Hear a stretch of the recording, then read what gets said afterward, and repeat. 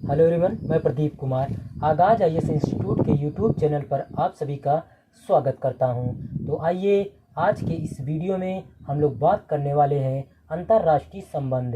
अंतर्राष्ट्रीय संबंध से रिलेटेड यूपीएससी के प्रीलिम्स और मेंस के लिए आज के जितने भी करंट अफेयर के टॉपिक हैं हम आप लोगों के लिए लेकर आए हैं। तो चलिए देखते हैं। तो देखिए, प्रीलिम्स के लिए जो टॉपिक है वो श्रीलंका का ऋण संकट और पेरिस क्लब है, IMF है, अंतर्राष्ट्रीय मुद्रा कोष है, ऋण प्रबंधन, एशिया प्रशांत है, रूस का यूक्रेन पर आक्रमण है। और मेंस के लिए जो टॉपिक है वो श्रीलंका का ऋण संकट और पेरिस क्लब है, द्विपक्षीय क्षेत्रीय और वैश्विक समूह और भारत से जुड़े समझौते और या भारत के हितों को प्रभावित करने वाले समझौते। तो चलिए हम यूपीएससी के प्रीलिम्स और मेंस के इन सभी टॉपिक के बारे में पूरे विस्तार से चर्चा करते हैं।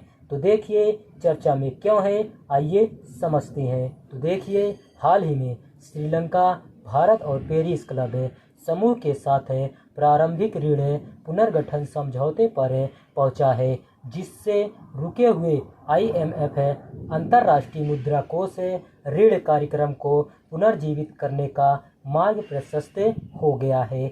इससे श्रीलंका को, जिसने वर्ष 2022 में अपने ऋणों पर चूक की थी, मार्च 2023 में सहमत $3 बिलियन अमेरिकी डॉलर के IMF ऋण पैकेज की अगली किस्त सुरक्षित करने में मदद मिलेगी। जब कोई देश अपने ऋण पर चूक करता है तो इसका मतलब है कि सरकार अपने ऋणदाताओं के प्रति अपने वित्तीय दायित्वों को पूरा करने में असमर्थ है। यह विफलता विभिन्न तरीकों से प्रकट हो सकती है और इसके महत्वपूर्ण प्रभाव हो सकते हैं। तो चलिए अब हम लोग बात करते हैं श्रीलंका का ऋण परिदृश्य क्या है, आइए देखते हैं। श्रीलंका पर लगभग 46 बिलियन अमेरिकी डॉलर का विदेशी ऋण है, जिसका सबसे बड़ा भाग चीनी ऋणदाताओं का है, जिसमें जापान, भारत और वाणिज्यिक बॉन्ड धारक भी बड़े ऋणदाता हैं। श्रीलंका को अभी भी वाणिज्यिक बॉन्ड धारकों के साथ एक समझौते पर पहुंचना शेष है, जिससे देश की आर्थिक सुधार की प्रगति धीमी हो सकती है।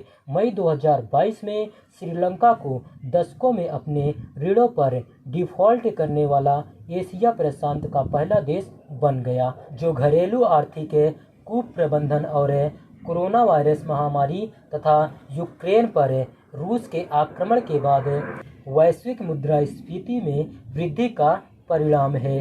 विदेशी मुद्रा भंडारण में भारी गिरावट के कारण आयातित भोजन, ईंधन और दवा की कमी हो गई। द्वीप पर जीवन स्तर कम होने लगा है, जिससे वर्ष 2022 में बड़े पैमाने पर विरोध प्रदर्शन शुरू हुए हैं। तो चलिए अब हम लोग पेरिस क्लब क्या है, आइए इसके बारे में जानते हैं। सबसे पहले हम लोग इसका परिचय जानते हैं। तो देखिए, पेरिस क्लब ज़्यादातर पश्चिमी कर्जदाता देशों का एक समूह है, जिसकी उत्पत्ति वर्ष 1956 में आयोजित बैठक से हुई है, जिसमें अर्जेंटीना पेरिस में अपने सार्वजनिक कर्जदाताओं से मिलने हेतु सहमत हुआ था। यह स्वयं को एक मंच के रूप में वर्णित करता है, जहां लेनदार देशों द्वारा सामना की जाने वाली भुगतान कठिनाइयों को हल करने हेतु अधिकारी के कर्जदाता बैठक करते हैं।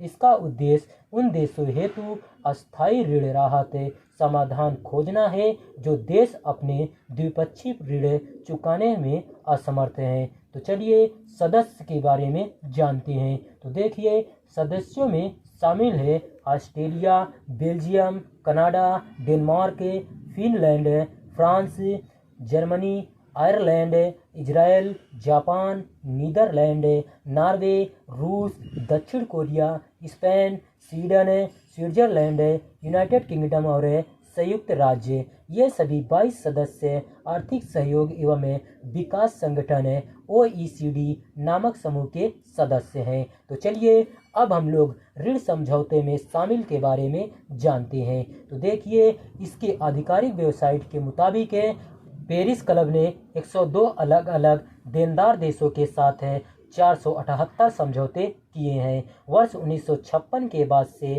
पेरिस क्लब समझौता ढांचे के तहत 614 अरब अमेरिकी डॉलर का ऋण लिया गया है। तो चलिए अब हम लोग हालिया गतिविधियों के बारे में जानते हैं। तो देखिए, पिछली सदी में पेरिस समूह के देशों का द्विपक्षीय ऋण पर प्रभुत्व था, लेकिन पिछले 2 दशकों में चीन के दुनिया के सबसे बड़े द्विपक्षीय ऋणदाता के रूप में उभरने के साथ उसका महत्व कम हो गया। उदाहरण के लिए श्रीलंका के मामले में भारत, चीन और जापान सबसे बड़े द्विपक्षीय लेनदार है। श्रीलंका के द्विपक्षीय ऋणों में चीन का 52%, जापान का 19.5% तथा भारत का 12% हिस्सा है। तो चलिए अब हम लोग भारत श्रीलंका को ऋण प्रबंधन और आर्थिक विकास में कैसे सहायता प्रदान कर रहा है, आइए इसके बारे में जानते हैं। सबसे पहले हम लोग ऋण पुनर्गठन में भूमिका के बारे में जानते हैं। तो देखिए, भारत ने श्रीलंका को उसके ऋण के पुनर्गठन में सहायता करने के लिए अंतर्राष्ट्रीय मुद्रा कोष IMF एवं ऋणदाताओं के साथ सहयोग करने में भूमिका निभाई है। भारत श्रीलंका के वित्त पोषण और ऋण पुनर्गठन के लिए अपना समर्थन पत्र सौंपने वाला पहला देश बन गया। तो चलिए अब हम लोग कनेक्टिविटी एवं नवीकरणीय ऊर्जा के बारे में जानते हैं।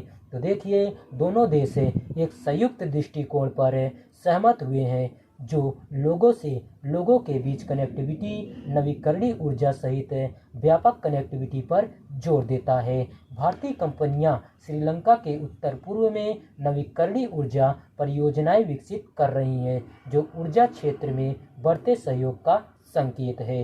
तो चलिए अब हम लोग आर्थिक और प्रौद्योगिकी सहयोग समझौता ETCA के बारे में जानते हैं। तो देखिए, दोनों देश अपनी अर्थव्यवस्थाओं को एकीकृत करने और विकास को बढ़ावा देने के लिए ETCA की संभावना तलाश रहे हैं। तो चलिए अब हम लोग बात करते हैं बहुपरियोजना पेट्रोलियम पाइपलाइन पर समझौता के बारे में। तो देखिए, भारत और श्रीलंका दोनों भारत के दक्षिणी भाग से श्रीलंका तक एक बहु उत्पाद पेट्रोलियम पाइपलाइन स्थापित करने पर सहमत हुए हैं। इस पाइपलाइन का उद्देश्य श्रीलंका को ऊर्जा संसाधनों की सस्ती और विश्वसनीय आपूर्ति सुनिश्चित करना है। आर्थिक विकास तथा प्रगति में ऊर्जा की महत्वपूर्ण भूमिका को देखते हुए पेट्रोलियम पाइपलाइन की स्थापना पर ध्यान केंद्रित किया जा रहा है।